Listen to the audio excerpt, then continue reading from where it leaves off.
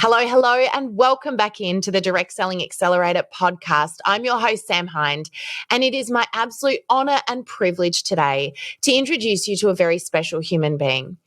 We've all got people in our lives that, without even knowing it, have inspired us to be where we are. That ripple effect is why we do this podcast. That ripple effect is why I work in the industry that I do, is to remind you that without even knowing it, you are having an impact on people that you may never get the opportunity to meet. And that brings me to our guest today. Chris Brogan is one of the people who had an impact on me many years ago as I entered into the unknown realm of being an entrepreneur, business owner, trainer, and social media expert. Chris Brogan inspired me, as he has done many people around the globe, to be brave and to step up into the unknown and to do something that they weren't even sure they were capable of doing. Chris has been an incredible example of that. He is now a best-selling author of 10 books. He's writing his 11th, and we're going to talk about them in the episode a little bit today. You may have heard of some of them, from Trust Agents, that I know have come up on this episode time and time again, an amazing best-selling book, to The Impact Equation, and one of my favorites, Finding Your Writing Voice.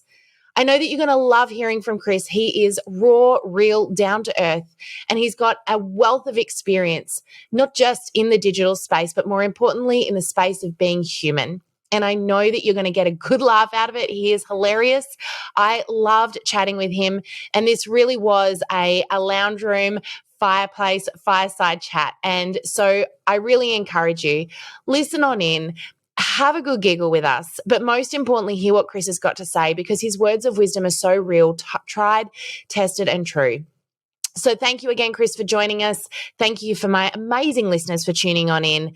Now, sit back, grab yourself a cup of tea or coffee, or go for your walk if that's how you listen to this podcast, and enjoy the episode.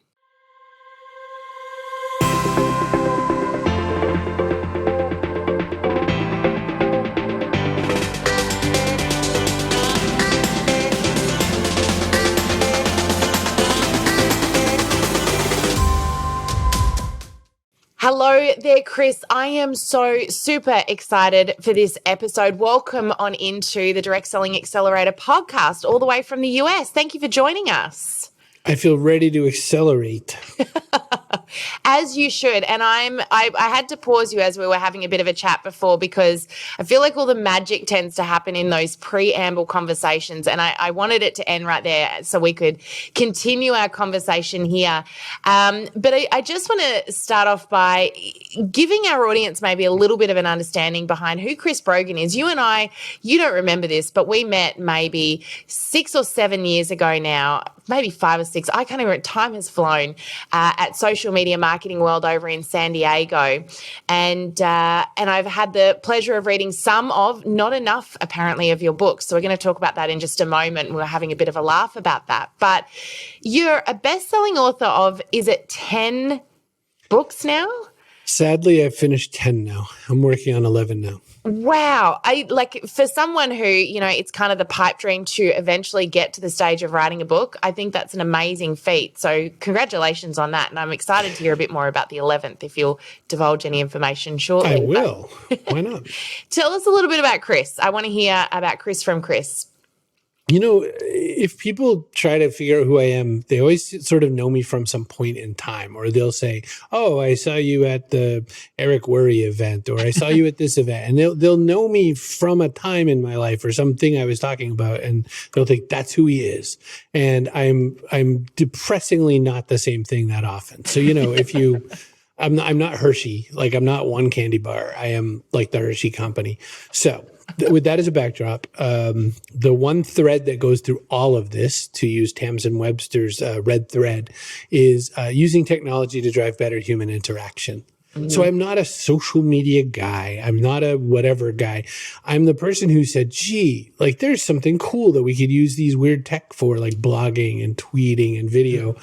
That would be so cool to build relationships you shouldn't otherwise have. Yep. And that's the magic to me. It's not any particular tool. It's not, is Snapchat worth it? I don't care. What I do care is, how do I convince somebody that shouldn't give me the time of day that maybe it would be a good thing to do? And then what kind of business can we have if that's the goal? Yeah.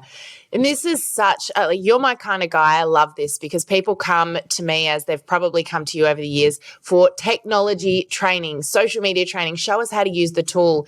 And it's not about the tool, right? It's not about the technology. It's about, and I love how you put that. You get to build relationships now with people that you shouldn't be able to build relationships with. I love that concept. And that really opens up the opportunities, right? For us as business owners, I think a lot of people look at technology and digital and social media as this huge challenge. But when we really think about what it is, it's amazing. It's amazing. We get to connect with and meet people we wouldn't otherwise get to meet. What got you into this space initially? What was the catalyst for you where you went, I'm like, this is a message here that people need to hear? So I was born in Maine in the United States, which is a mostly rural, mostly suburban kind of a place. Our big city of Augusta, Maine was not city enough to be city. And, I was never very well loved in the country either because I didn't know country things. I thought it was a cute yellow dog. It turned out it was a coyote. Who would have known? So early, my dad was interested in computers, as he was a programmer for big companies and banks and things like that. And I got interested because he was like, you could buy this computer, you can get a modem, and you can talk to people who aren't in your neighborhood. And there were three things you could talk about in your neighborhood. Is the weather, the worst question ever. And then it was like Van Halen versus Led Zeppelin. Yeah, we talked about this, definitely Van Halen. We did. Yep. Mustang versus Camaro. And then would the Red Sox ever win a World Series? Because they went 86 years without one. So we were like, could they ever win? And that's not what I wanted to talk about. I wanted to know Star Wars versus Star Trek, or, who cares about Superman? He's kind of dumb, and really important topics, Sam. And so of course, we had these bulletin board services, these BBSs, and they were like really early Twitter, but only one person could dial in at a time. You'd hear those modem sounds, and then you'd finally be able to type, that movie stunk. And then you'd have to hang up and wait for people to disagree with you like they do on Twitter. And so that's what I was always into. And then as time grew and as I got older and as I started to see newer things like blogging and podcasting and all that, I was like, holy cow, we can do cool things and we don't need anyone's permission to do them. And I think that's people who love it not just as a business tool, love that. They love the fact that you and I shouldn't know each other. We are, I don't remember how many hours, like we're 14 hours different right now. It is a 20-ish hour flight. Although I'm in the future. I'm in the future. You're in the future. Now, yeah. I just saw the new Qantas jet, the new one that has not just a lay down bed, but a lay down bed next to a TV. It's the biggest cabin for rich people. Is this the one with the cabin, like a hotel room where you've got like a queen bed? And yeah, I know. It's crazy. I think next week we should hook that up. Let's do it. I'm going to be their new ambassador. So anyway, there's no reason I should get over there is what I'm saying. And yet in this world, we know each other. I know Darren Rouse, pro blogger. I know all these people over there because of that. And you get to come to places like San Diego and, give your talks with people who shouldn't know you. And that's what the world has changed. And I think that's the coolest thing. I think it's, no matter what you're selling, no matter what you're trying to do, it's, we can build interesting relationships of some level of meaning with people anywhere they are. Yeah. Yeah. And you know what? I love that. That's it. It's such an amazing concept when you really think about it and really dive deep in there. And I think in so many ways, and this is where I want to go with this today, I'm really excited to talk to you about the trust element of that. Because, actually in your book, and, some of our listeners might have heard me talking about your book, The Trust Agents. This is actually, I've just received the 10th anniversary edition of this. You wrote this in 2009, which in itself I think is really fascinating because in 2009, the algorithm was barely even a thing that we were talking about at that point. People didn't know to talk about the algorithm because it had only just come into existence. And I'd love to get your insights. And I feel like my head's going over. There's so many places I want to go with this conversation. But since you wrote this, And this purely is about building the trust factor and using these tools to do that and building trust in every interaction that we have. What was the inspiration behind writing that at that time? As that smile on your face tells me there's a story here. So there's so many things. So first off, I had wanted to be an author since I was 5. I knew I wanted to be an author, and I was sure I was going to be an author. And then I tried submitting a bunch of, I wrote fiction up before 9/11 happened, and I would write this fiction and I would submit it places and no one cared, and it was all stupid and no one loved it. It was awful. It truly was awful. I'm not being modest.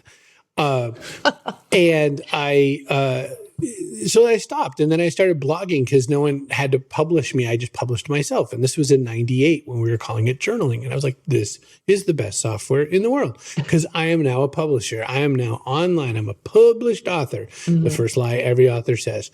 And then I was like, this is so cool. So all this time comes and goes. I suddenly am becoming a little bit more like the Chris Brogan. Like people are knowing me for things. I'm getting paid to come and speak at places. And I had wanted nothing more than to be a mainstream traditional published author. That book deal comes. I'm sitting next to a friend, Ellen, and we are at South by Southwest in Texas. And she asked me a question about where do you think this book title would be on a bookshelf in kind of the more prominent American bookstores at that time? Not my book, just a book. And I answered the question. And then she kind of looked back and said, wait a minute. Why don't you have a book deal yet? And I said, seems like a lot of work. Like this was my dream. This is all I ever wanted to do. And now she's saying to me, why don't you just have a book deal? And she goes, no, you really should do it. I was like, okay. So I'll cut a few bits out, but I call my friend Julian Smith and I said, hey. He goes, hey. And I go, you want to write a book? He goes, okay. And I said, yeah, I just got a book deal. He goes, oh, cool. I said, so I'll just give you half of everything. He goes, yeah, cool, man. All right. And so that was it. I was a writer. He was a writer. I like him. He's very fun. I thought it'd be fun to have a partner. There's no reason I needed a co-author. It wasn't like you must have a co-author. I just love Julian. And it was the best idea because what happened is we wrote this book about trust. It came out exactly as the financial crisis in the U.S. hit, which is why a book about trust when all the banks blew up was perfect. And it came out right after Google changing their algorithm, Penguin and Panda, which suddenly content mattered. It wasn't just keyword stuffing. Now, they would argue it was never about keyword stuffing. We all know that's not true. So we had to show people how to write content humans wanted to read at exactly the right point. This is not a book about social media, so much so that my next book after that, well, the book after that says, this is not a book about social media. We burned a whole page just saying that sentence. Because what it is how do you build trust? How do you build relationships? 100 years ago, we would be having a phone conversation. How do you use a phone to sell a thing? You have to be in front of a person, right, Sam? So that's why that's the origin of the book. The book just magically hit all the bestseller lists. New York Times, Wall Street Journal, Amazon, 800 CEO Read, USA Today. I'm sure I forgot someone, and I'm sure you're a very important publication. I'm sorry. This is the thing. I love how you talk about in the book the fact that technology is changing, but humans haven't changed. And I'd love to sort of elaborate on that for a little second and get your insight as to, what is it that we have forgotten, I suppose, in a sense, as we've moved with technology, what have we forgotten about when it comes to building trust? Because I just feel like this world has changed so much and we're forgetting some of those grassroots. We don't trust our belly. It's the first easy thing to say to you. And what I mean by that is, okay, we buy from people we like. Yeah. You've heard that. No like and trust, no like and trust, no like and trust. So to the point you almost think it's N-O and then lichen, like the stuff that grows on a rock. Trust, no like and trust.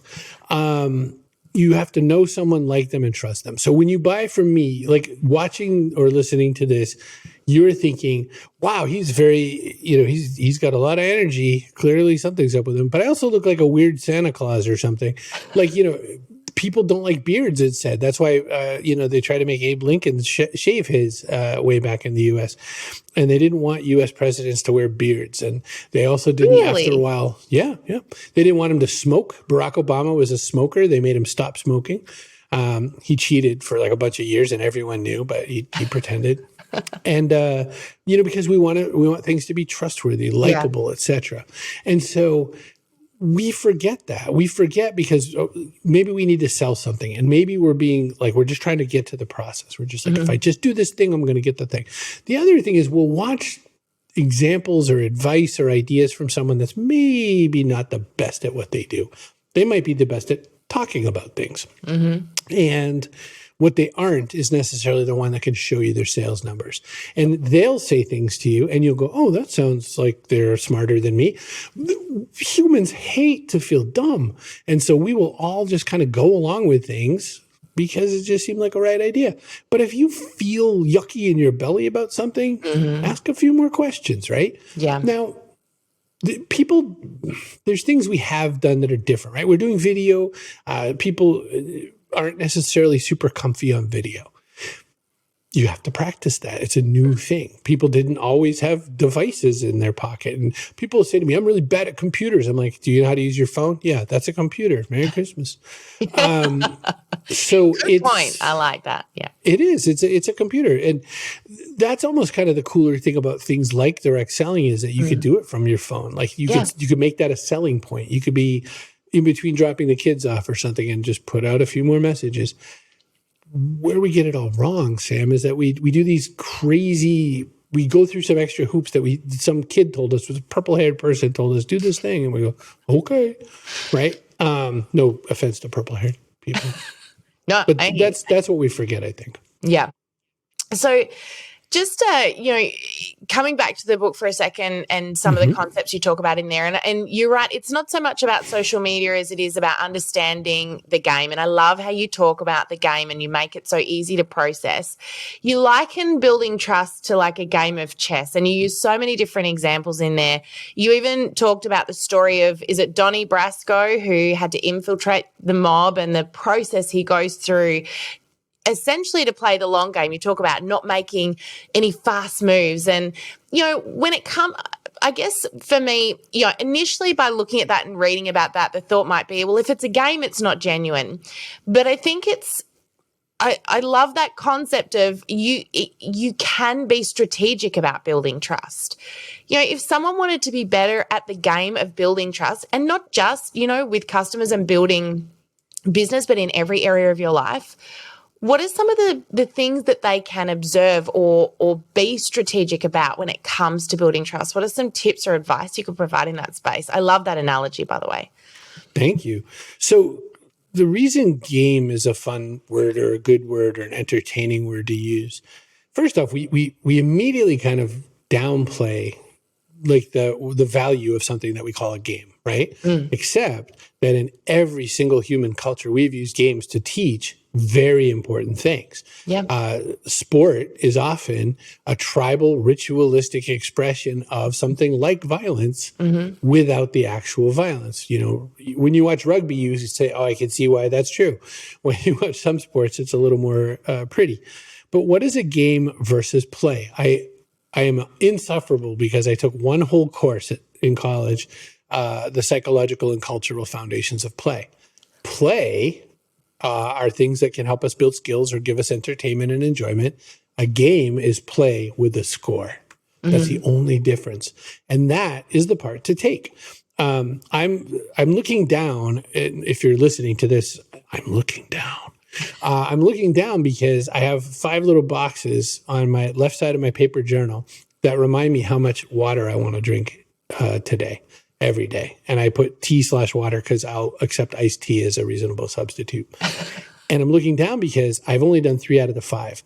And I am going to float if I don't do this fast because I will spend the whole rest of the night peeing like any real human would. Keeping in mind, for me, it's morning. For you, it is late afternoon right now. Yeah, that's right. I'm getting ready to go to bed and I haven't hit my numbers.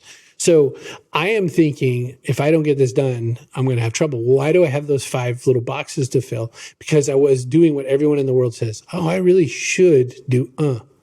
I really should make those sales calls. Well, if I have a bunch of boxes that say I'm going to do 12 calls today, no matter what, and I only consider myself successful if I did my 12 calls, unless I went to the hospital, that's what I'm going to do. And I can look at every single day in my journal and see when I fell short. I have a gym box that I have not checked in so long. I don't know why I keep putting it. I said one of these days I'm going to go, hey, I did it. And then I'm going to try to keep a streak, right? Yeah. Games are for that. And so why we look at it as a game, so you could do this with even your most treasured relationship, your significant other or others. You could say, I'm going to say 5 really nice things to this person. They're all going to be genuine. I'm going to make sure I say them because I realized that I'm always talking about stuff like, did we take out the trash or should we get some chicken for dinner later on? And I keep forgetting to say, I just love how you smile. When you smile, I sometimes forget my thoughts, right? And it's not disingenuous. It's just you're making a little game out of it. Can I get 5 in? Or you could be really snarky about it. You could go to meetings with your team or something like that and say, I'm going to put the word cranberry in this thing 5 different ways and see if you can. I went to a panel once. I think Julian was on that panel. We decided to put the word thrust into every answer we gave this person. So we'd say like the thrust of the intent was that we would do this, or, if you're building a company, you've got to get that escape velocity. It requires thrust. And we just said it to every single answer. She never noticed. She didn't pick up on it? Nope. Oh, I love it. That is brilliant. So let's just talk about trust for a little second here. What can you give some tips or some insights as to how to build trust quickly, particularly online? But I'm going to just open this up and say, if you are, let's use direct selling as an example. There's a lot of cold calling and there's a lot of meeting people for the very first time and needing to take that relationship from, hi, how are you, to, what I would call a date with your customer. What tips can you give to establish some trust really early on? So quickly is a dangerous word because I have a really gross, you're going to hate me the minute I say this. I have a terrible analogy, which is a lot of times the way people sell poorly is it's like I'm putting my hand out to shake your hand and you put your tongue in my mouth. And it's like, whoa, what did you just do? Right? But you know what I mean, right? Because I'm just trying to say hello and then there you are. Yeah. So I worry about quick. But let me say the thing. Yeah. So one thing that people do, this one blows my mind that this is not part of the typical script of things like cold calls. When someone says, wait a minute, are you selling me something? If you say no, you're a liar. And the one way to not build trust is to lie. Yes. Now, what you know is that they're going to be pissy the minute you say I'm selling something. Here's what I would do. I would have my script such that I'm saying, look, I am so excited about this particular product that I've been trying to tell everyone I know, and I want to sell you this product. You say it. Just say the thing. Just say, I want to sell you this thing. So I want to talk to you for 5 minutes and tell you why I'm so excited and tell you why I think it's going to be cool for you. Are you willing to give me just a little bit of time? And you can say no as many times as you want. Do you know what you've done by that? Like you said, I'm going to say the thing so you're not worried that I'm hiding something. What's the catch? And you say, and I'm going to give you could say no as many times as you want. You're giving them back agency and power. You're saying to them, you can make a response. Mm-hmm. Do you see how none of that has anything to do with Twitter? It has nothing. We could do that on any platform in the world. We could do that face to face. We could do it with crayons. So that's one thing. I'll give you 2. Yeah. Thing number 2, no matter what platform you use, for God's sake, don't copy other people. Yes, you may or may not have to follow a script. There's rules to some of these places. You have to do exactly the words. Put a little parenthetical around it. Just say to them, look, the way they make me talk about this, I have to say the whole script. So I'm going to say these things. Then you can ask me questions that they don't want me to answer the way it says on the page. You can do it. You know who's going to fire you? Nobody. It's direct marketing is purely you fire yourself. You say, I'm no good at this. I'm quitting. But the people who win, they're the ones who are so personable about it that you go, I like that person. Yeah. The other thing, I'll give you 3. It's a bonus. The other thing, it's good. We react so much to just a little bit of failure. Yeah. We react to people stumbling, making mistakes, saying the wrong thing, saying I'm really new to this script. I went into, I did in-person cold call, door to door kind of, but not door to door. There was appointments selling of water purification when I was 18. Do you know what an 18-year-old knows about water purification systems? Nothing, zero. And I was going into these really nice retired people's homes who were just probably happy to have someone there to talk with them. Yeah. And I said, and it had this giant book, huge binder. And every single time they'd be like, do you know anything at all about this? I'd be like, nope. I said, I'm going to read to you from these pages. And if you have questions that are harder than what this book says, I'm going to just bring them back. And you know what? I got through every single one of my calls because the person had at least warmly said, yes, you can come in. But they at least let me read my stupid crap because they felt like they were on my side. They were like, this weird 18-year-old kid thinks he's going to sell me a water purification system. I at least want to hear what he's got going. And that was it. Yeah. And three. We're stopping at 3. I want more. That was 3. Oh, as many as you want. I could do this all day. I want to just talk a little bit about something that you've brought up there, which is quite a perfect transition into another concept that I really wanted to chat with you about. You've got another book called Find Your Writing Voice. Did I get that right? Yeah, Find Your Writing Voice, which is essentially, that concept that we talk about so much of inserting your personality and being yourself, which you've just mentioned, and that being one of the keys to building trust. I just, for those that are, and I think this is where social media has gone off on a really dangerous tangent, particularly with all of the new platforms that people are playing with. And, let's use TikTok as an example right now. You've got trending TikToks, you've got trending reels on Facebook and Instagram, you've got, audio that you can mime to. And what I think is happening is that people are more and more and more losing their own voice and trying to insert themselves into somebody else's. Can you give some tips as to how we can get back? And I feel like everything we're talking about right now is how to just go back to being human. How do we bring that human element back to social media? Because at the end of the day, people relate, like you said, to people we like, know, and trust. How can we be ourselves? How can we be good at social media, grow our business, and be us all at the same time? That's the big question. No big request there. No. Okay. I'm going to give you the worst part of it first. I will say a lot of people fail at selling any kind, direct marketing or whatever. A lot of people fail because they don't actually like the thing they're selling. I think they don't even like the thing. They buy they join some lash company or they join some supplement company or whatever. There's, oh my gosh, I could name about 85 categories, solar energy, but that they don't themselves give a rat's ass about the thing. Yeah. And you know what's not going to translate at all is you making a video about how excited you are about your cool fake lashes if you don't like fake lashes. If you love lashes, then you do some fun things like buy googly eyes and put them on pumpkins in a store and then put the lashes on the pumpkins and then leave or something and see if you get reactions of people using them. All that dumb stuff you see on TikTok. You can only do it if you care. And I have seen, for instance, there was a guy who loves those really super high-powered flashlights. And so people will say things like, put the Batman logo on it and see if it looks like the bat signal in the sky. And he'll do that and nothing because, the thing is so powerful. It just goes right through the piece that he put on the thing. And he just you could tell the guy loves what he's making. I watched it was way too long, but in the best of ways, almost 4 minutes, about a guy who had a frog on his fence. And the frog was just it was like a metal fence and there was a cap missing and the frog was kind of in the little hole in the cap. And he made a little 3D printed little house for him. And then he showed it on TikTok and so people were like, well, that's, the frog doesn't like it because it needs this and it needs it. So he made a new one based on the recommendation. And then they're like, well, you should give him a little pool. So he makes another one. Next thing you know, this frog has a condominium with layers and things, and they have tadpoles, and there's baby frogs, and there's a party. It's the coolest thing.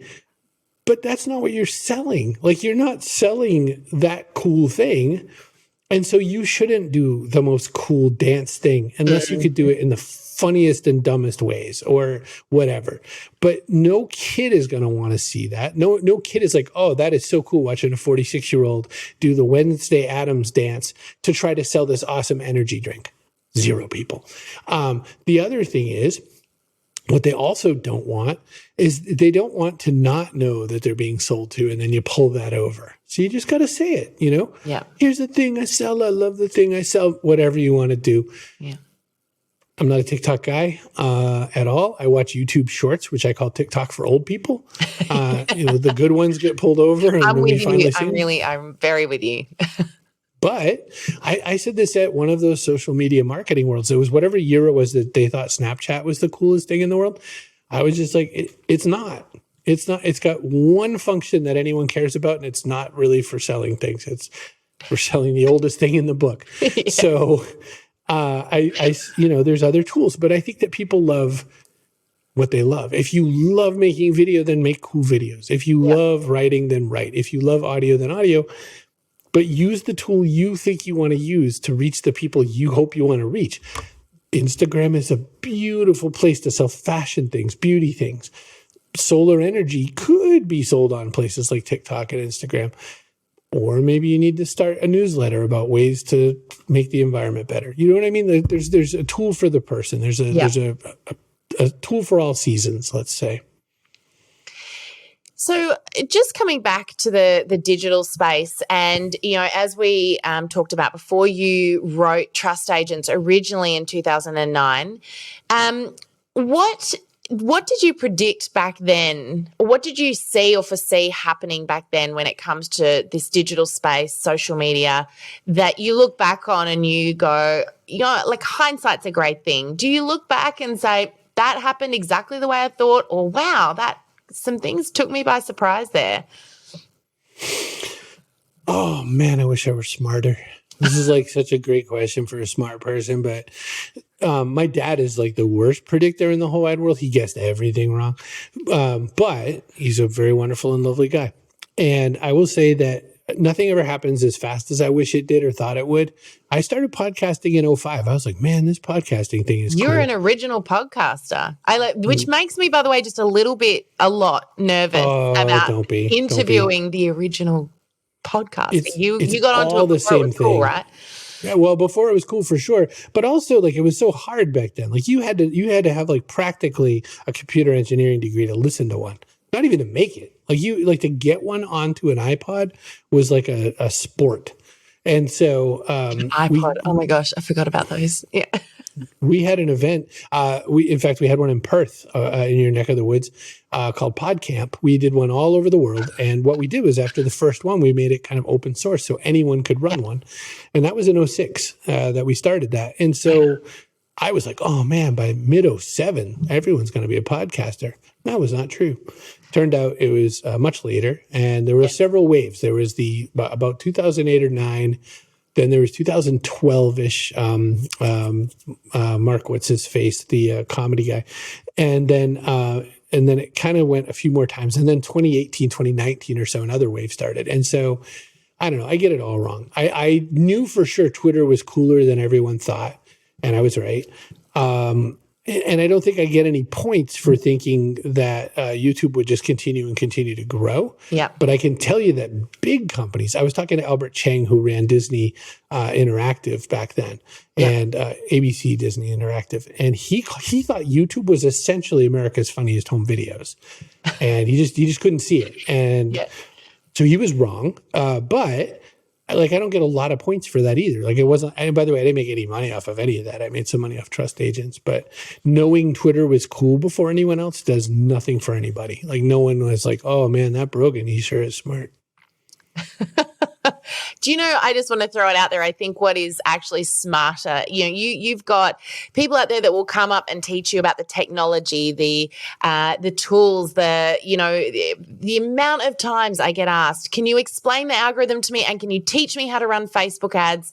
Can you give me all of the insights of, how to target my audience and how to read my insights and, tell me the numbers. And the answer I will give you is, You can be great at all of those things, but if you are not great at building a relationship, you will fail at that every single time. And my question to anybody who's asking, how do I get better at the technology and how do I learn to run Facebook ads or Instagram ads or YouTube ads or whatever it is that they want to do, I'll always ask the question first, how's your organic reach and interaction going? Because you can pay Facebook, Instagram, YouTube to deliver your stuff to more people, but you can't pay them to click on it. For me, the intellectual, the smart answer to any of this is exactly what you've said, which is build the relationship first, build the trust, because social media, the digital world, is a tool. It's a tool to do what we already know how to do, and we're forgetting the part that is the human element. And we're being so focused on the technology part and we're calling that clever and smart and intellectual, when at the end of the day, I think the clever and smart thing to do is, you know what? We don't need to be amazing at that. We don't need to know how to use all of the tools. We don't need to be great at doing a TikTok and dancing in the mirror with, our underwear on. We need to be good at building trust and building the relationship. And that's the part that I think most people are forgetting. So to me, I think the conversations you're having are far smarter than the conversations that most of the people out there teaching social media will be having right now. We all react to that sort of a thing. We all react to I don't know how to make an ad on Facebook. Nobody does. You know the person who's selling you that thing did? They did it. They tried it. They made it. Or weirder, they read someone else's course and now they're just echoing that other person's course. But none of that is why someone buys. I don't use Instagram anymore. I don't use Facebook. I don't use any of those products, WhatsApp even, because there's a few political reasons I don't. So when I had Instagram, though, they might as well have just had my bank account on the app, because their ads were so good for me. They were like, you want to buy this really cool axe? I don't have any wood to chop. I've got the axe, though, because they're like, we know that guy. And they're whatever I was saying yes to or liking or whatever, or something about the profiles I was following or sneakily following, it was like, we're selling you that thing you like. And they were great at it. And I don't know how that worked. And I'm sure there's people out there that and I know, like John Loomer is great. Amy Porterfield's great. You are great. There are all these people who know how to sell the thing, but you're spot on. It's all relationship stuff, right? There are people I follow, Jill Fit on Twitter, Jill Coleman. If Jill says, I cannot believe it, I bought this thing and I love it, and now I'm selling this thing, I will buy the thing. And I'll realize it's only for ladies. And I'll be like, oh, I've made a mistake. And then I'll give it to a lady. So, but like, she commands that kind of trust because I know it's ultimate trust, right? I'll do what you say to do because you did it and I trust you. Yeah. 100%, Sam. Yeah. And that's what you're aiming for. But what you can't be in that is you can't be the all things to everyone. I've had the weirdest, I was a very early on influencer, which was super not cool. Like, it was like I was no Kardashian. I was not getting $1 million a post or anything like that. But I would get things to do or try or whatever. And I would say that, like, Fellows shredders, paper shredders. They sent me a paper shredder and a trash bin. The most uncool thing to be given to sell. Okay. Yeah. So I made a video, and I had one of those exercise balls we all tried to sit on for a while until we realized that's really boring and stupid. So I put the bin thing on top of the ball, and it's like wobbly. And I said, Fellows gave me this because they thought you might buy one if I showed you it. And I said, I don't really know how to use it because these are the instructions. And I went, and I went, there you go. That's the instructions. So I hope it's easy to use. I said, but it did shred them. And then I said, it says it shreds credit cards. And I took a card out and I put it through and I went, I probably should have thought about that first. And that was it. And you know who bought a Fellows shredder because of me? Nobody. Do you know why? Because I am certainly not an influencer on why you should buy a shredder. And I was making the point to Fellows, you were dumb. I think the other point you made was, I wouldn't buy this, which is exactly what you were talking about before, which is, do you believe in what you're selling? Are you passionate about it? Do you love it? And that's the core factor here, right? If they will do what you do, they will be influenced by, and in so many ways, I think we're all influencers. We look at the Kardashians and people like this and think, oh, I'm not like that. But the thing is that if you build trust, you build influence. Correct. So what you do, who you are, and this is why sharing your story and your experience and your journey is so valuable and so important. I got a long time ago, I was part of a really interesting controversy, which is so weird to think of in 2023 and beyond when you think about the fact that like this is just so commonplace now. Mm-hmm. But I had a sponsored post on my blog, and you would have thought I put like a neon sign in a Catholic church, like buy Coca-Cola. They were like, oh my gosh, blogging is sacrosanct. And, you know, by the way, like a year later, I was like, how'd you get that sponsored post? Anyway? Yeah, we all want to do it. Yeah. So Kmart, the coolest of cool, you know, department stores, sent me a $500 gift card. And then I finagled them to give me another one to give away. And they said, if you just go shop in our store with this gift card, we just want you, whatever happens, good, bad, or otherwise, just, you know, document it. So I got a video camera and I took my kids and I said, hey, let's go to Kmart and buy some things. And I walked around and I was like, wow, the lighting in here is really weird.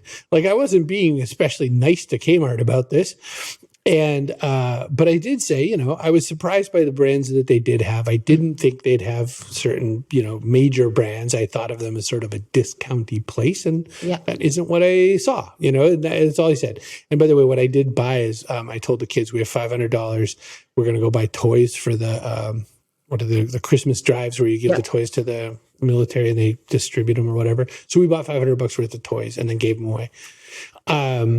I put up the post and all of a sudden a bunch of people are like, oh, Chris Brogan's the devil. And, but you know, the post was titled sponsored post. Kmart said, blah, blah, blah. This is before there were laws and rules. Yeah. And then the very first paragraph, this is sponsored. Kmart has no opinions that they couldn't make me say what I could or didn't want.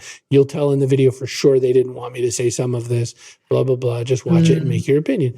So I was really early to that too. In I don't know, 2006 or something like this with my friend Ted Murphy from a company called IZEA, who sells some of the technology to do influency type things now.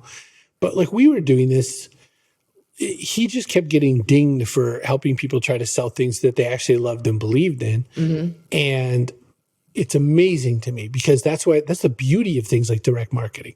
Direct marketing is, I love this thing. I sure wish I could sell it. Look, Yeti, who makes the thermos mugs or whatever, I love Yeti mugs. I have another one right beside it. Look, I have another one in the kitchen. I have 3 in my house already. I bought an entire case of these at one of the conferences I gave fairly recently. I love the mug. I would sell this if I had a relationship, a direct selling relationship. I would knock on tomorrow, neighbors' Yeti doors. will be a direct selling company and Chris Brogan will be I'm ready to go.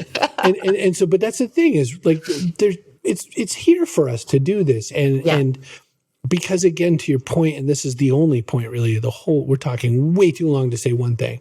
You just have to be real. Like you have to love the thing you want to sell and you have to sell it to people who need to buy the thing that you want to sell. That's how sales works. It's always worked that way. It's never going to be different. Yeah. So true. So true. And, I want to just take a little bit of a left-hand turn here. And I know we're taking up tons of your time. So thank you so much for sharing your knowledge here, Chris. I know that our listeners are going to be loving this. And with our listeners in mind, I want to ask this next question. We were just talking, and this was where I had to pause you beforehand because 2 of the books that you've written grabbed my attention that I have not read yet. I'm going to be getting these and reading them. One of them is called Superheroes in the Basement, which we were having a bit of a laugh about. But the other one is It's Not About the Tights, an owner's manual for bravery. Can you just really quickly re-explain to our audience about these 2 books? Because for me, you are the best possible representation of an entrepreneur for those people who are sitting back going, can I do this? I don't know if I can do this. I don't know if I'm qualified to do this. And I know that many of our listeners are in that boat. I was in that boat. And so I really would love for you to speak into that for a little moment. Tell us a little bit about these books first. So Superheroes in the Basement is, you could cut this whole part of the show out. No one would need to know. It's a really nerdy book about nerdy things. I just wrote it as kind of an ode to, I wrote pretend poems. I'm doing air quotes, wrote pretend poems about nerdy things like Morbius long before that movie came out. I'm sort of let down because now everybody knows who Morbius is. I wrote it to say there used to be this weird ass dude and it makes no sense. He's a living vampire. There you go. It's already wrong. Like vampires are dead. That's the point of a vampire. It's like saying a not delicious cake, which we've probably all eaten. So anyway, that's what Superheroes in the Basement is. It's not about the tights, which also has a sort of superhero theme, which is why it's not about the tights because there's a superhero character on the cover, is to say that bravery about nobody is born with bravery, or the few people who are born with bravery. Actually, it can be a deficit, right? Because if you're really brave, then you do really dumb things. You get the Darwin Award. You go to the Barrier Reef. You'd say, great, white sharks are cool. Who needs a cage? And then you show up in a YouTube video. So, but you can grow bravery, but no one ever talks about that. They just say things like you should feel it in your belly. I can't feel anything in my belly except for what I ate that I probably shouldn't have. So you don't even have to buy the book if you don't want now. It's CAPE, confidence, acceptance, permission, and execution. But I don't go for, it's cool to write the word CAPE because it's superhero theme, blah, blah. But I talk about how to get confidence, small bites, repetition, easy wins. That's why tic-tac-toe is cool for little kids because you could just let them win. And they're like, oh, I'm actually pretty good at this game. And then you kind of try to get them into checkers, then chess, right? Yep. Confidence, acceptance. Acceptance doesn't mean forgiveness. It doesn't mean a lot of other things, but it just means this is where I am right now. Yep. I'm not the best seller. I accept that I'm not the best seller, but I'm also going to say that's just where I am right now. It's always right now. You can also accept things about your past. You could say, oh, I had a really rough childhood, or, my parents divorced and I never got over it, or my best friend died, or my mom died, or I was abused. All these awful things could happen to you. You don't have to forgive anything. You don't have to go past it. You just have to say, this is also true about me. I deal with clinical depression and I sell, right? So it's awful sometimes. Getting out of bed doesn't even happen. Bathing doesn't happen. I smell terribly. Thank you, COVID. No one knows. But I bathed yesterday. I'm feeling pretty good. So, I accept that I deal with clinical depression and whatever. So then permission.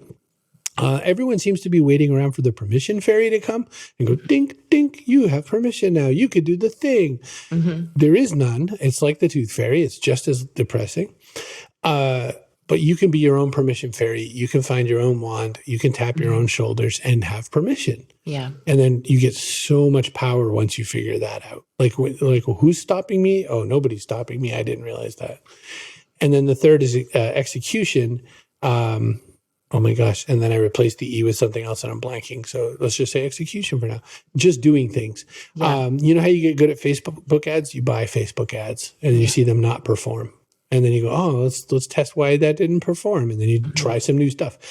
Just do it. Nike's the smartest company in the world. That's the best 3 words in the history of advertising, I think, because it's absolutely endlessly true. Just do it. So that's it's not about the tights. There's like 80 pages. It's not even a long book, but I love it. Now you don't have to buy them. Yeah. And we will buy it. They will buy it. Right, we'll put the link in the show notes. But I love that. I love the concept of growing bravery. I think that's so beautifully put. And for so many of our listeners right now, I know that they're sitting there going, can I do this? I want to have my own business. I want to be successful. I want to have that work-life balance. I want to make my own success. I don't want to work for the man. I want to do my thing. But can I? I'm not qualified. I'm not good enough. I'm not educated enough. I'm not smart enough. And I feel like so much of what you've spoken about today, just in a nutshell, Chris, is just such an amazing example of, yeah, you can. Absolutely you can. So, yeah, look, thank you so much for sharing. I do have to ask you, we've got 4 really fun questions I ask all of our guests, and I'm really particularly keen to hear your responses. You haven't been worded up about these, by the way, because you said to me, don't send me your questions. So, which is hilarious because usually when I've got a guest coming on the show, they say, I want your questions 2 weeks ahead of time so I can be fully prepared. Chris says, let's just chat. And I was like, this is going to be the best interview ever. This is my favorite way to do a podcast episode. And, needless to say, obviously, lots of very interesting conversation has ensued from there. But Here's the next one, and I'm keen to hear what you've got to say. What is Okay. your favorite book? Like, you've written some amazing books, and I'm like ready to go shopping again because whilst I've got some, I want superheroes in the basement. I think I mentioned to you that Greg, my husband, is, he's a closet geek, and he'll admit that. I think we just said before, his first boss was what they called the Caped Crusader. So excited to get a copy of that for him, and I'm sure he'll get a good giggle out of that. But your favorite book, what's your favorite book for us to add to our accelerator book list, Chris? Can I do 3? Yes, please. If I do it fast, okay. Yeah. These are the three I always recommend to people. Business Stripped Bare by Richard Branson, because it tells the story of a guy with pretty severe dyslexia whose very first business venture makes him in trouble with the British government. He has to pay back a massive fine because he thought he found a really cool loophole. Turned out he was breaking the law. Business Stripped Bare from Richard Branson. Sir Richard Branson, pardon me. He's knighted. Ender's Game by Orson Scott Card. It is a science fiction book. Do not say I watched the movie. You know what I'm going to say next. Ender's Game. And it's because it teaches you about changing perspective. It teaches you that what you see isn't necessarily what's right in front of you. And they do that in multiple ways. And it's almost like hidden Mickeys at Disney World. You have to like look and see if you can find more. That's there all through the book. I didn't know this. All right. Sorry. Google hidden Mickeys when we're done. Okay. And then the third one is, I almost forgot what I was going to say, The Shipping News by Annie Proulx, which is a boring and slow and sad, very big award-winning fiction book about a guy in Newfoundland. Selling it right now. Yeah. But what it taught me was a whole different way to write. Extreme brevity, not even sentences. It would say things like, Coyle was nervous, like sweating, clammy hands. And those aren't sentences. Like, Coyle has clammy hands. He is sweating. Those kinds of things. She was like, F that. I can just write as brief as I want. I will write 2 words and put a period because I can. That changed how I write things. Mm-hmm. And in a world of Twitter and captions and YouTube shorts and reels, brevity. They say brevity is the soul of wit. Yeah. I say brevity is. I love it. And now we've got everyone going, right, all right, great. 3 books to add to that list. Fantastic. So I'm gonna check those out. And it's very rare to have someone share with me several books that we haven't already got, but they're 3 brand new books that we've not had suggested. Yes. So yes, that's quite an accomplishment right there. Favorite quote, Chris? Do not go where the road may lead, but go where there is no road and leave a trail. Which I think is Ralph Waldo Emerson, I think. Oh my gosh, I love that. Perfect. I stole that. That's from Les Brown's Live Your Dreams. He said he loved it. And I was like, I do too. Thanks, Les. All right. Next question, if you could have, and you'll love this one, a superpower, any superpower, what would it be and why? Flight. I dislike all the airlines equally. And I would love to have the power of flight. Hang on. But we love Qantas, right? Qantas, yep. Qantas. I want that new one. Give me a sponsorship. And very last question. If you could go back in time, Chris, and say one thing to your past self, what would that be? You are so right. That's it. I already believe that. Like, I was raised on that. My mom and dad were absolutely delightful parents. You know, a lot of people have awful stories about their upbringing, and I feel for you. My parents were lovely. They were so wonderful. They were like, you were the best guy, and you were so smart, and you were so capable, and you were bound for greatness. And I was like, yes, I am. I'll eat more of that. Tell me more. And so I would tell myself I'm right. I am not. So, okay, let me back this off. I am super not naturally confident. I'm super introverted and shy. You would never know that from this. But take me out of a place where I am the big guy and just put me in like kind of a random place, and I am the guy looking at the bookshelf at a party. But confidence just comes from practice. And I would have told my little child self, you're probably right. Anytime I just had this feeling that something wasn't the right thing, it wasn't the right thing. Yeah. And it's not that I can't be, it's not like you can't be trained. Like, somebody could say to you, even if you're right, you have to do it this way because this is the way it's done. You have to learn, well, do I have to really?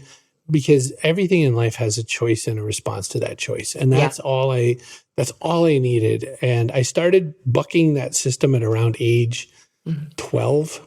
And that was probably a little too early to make those choices because I made lots of mistakes and lots of trouble. I would have saved a little time if I just let everybody, brainwash me and guide me. But I'm glad I didn't. Yeah. That's a perfect way to wrap up. Thank you so much, Chris, for taking the time out to share with our listeners. I know that they will have laughed their way through this. You are such, a breath of fresh air when it comes to the social media world, the concept, and this has been nothing about social media, totally right there with you. But really at the end of the day, that's the point, right? It's not about being good at social media. It's not about being good at business. It's about being great at being real, building relationships, building trust, being human. The rest takes care of itself. So thank you so much for being that, for being real, for being you, and for being human. It's been such an honor to have you here today, Chris, and such a pleasure to chat with you and get to know you a little bit better. And thank you again for sharing with our audience. We really appreciate you. It worked so well. You have such great domain knowledge and wisdom, and you're an actual personable human being. So it didn't feel like an interview. It felt like people trying to extract some good ideas for someone else. Yeah, I love it. Thank you again so much for your time. And thanks to our beautiful listeners for tuning in again this week. You know the drill. If you love this episode, make sure you share it with some friends. Of course, subscribe to the YouTube channel so you don't miss out on any of our amazing upcoming episodes. But for now, take care. Sending you loads of love, and we'll see you on the episode next week. Bye for now. Thank you for joining us in this episode of the Direct Selling Accelerator podcast. If you love listening and you found that this was helpful for your direct selling business, please like and subscribe to our YouTube channel. You can also check out the recommended video that's popped up on your screen right here. I look forward to seeing you again next time. Bye for now.